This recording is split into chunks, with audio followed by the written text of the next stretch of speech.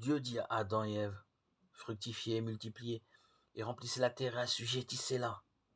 Dominez sur les poissons de la mer et sur les oiseaux des cieux et sur tout être vivant qui se meut sur la terre. Genèse 1, 28. L'Éternel, Dieu prit l'homme et le plaça dans le jardin d'Éden, pour le cultiver et pour le garder.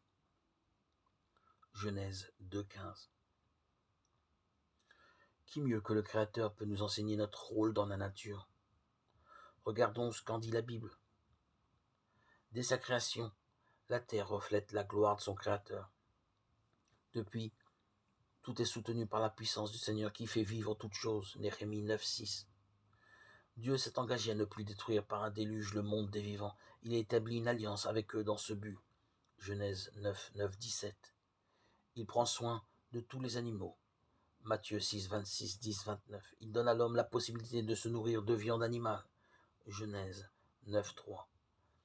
Avec action de grâce. 1 Timothée 4, 3, 5.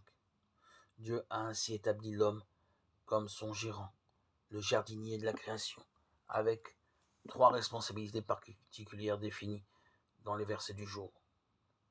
Se multiplier et remplir la planète avec sa descendance. Dominer la création, en particulier toutes les espèces vivantes, ce qui suppose une autorité et un contrôle sur les populations animales. Cultiver et préserver la nature. Dans son rôle de gérant, l'homme doit honorer le Créateur par sa manière de cultiver et de protéger son environnement. Comment l'homme s'est-il acquitté de sa mission? Il a échoué, et cela d'une manière irréversible. Ce ne sont pas les connaissances qui ont manqué, mais plutôt l'engagement moral et spirituel. L'homme a perdu la relation avec le Créateur, et il a fait de lui-même son propre centre. Qu'en est-il pour moi personnellement?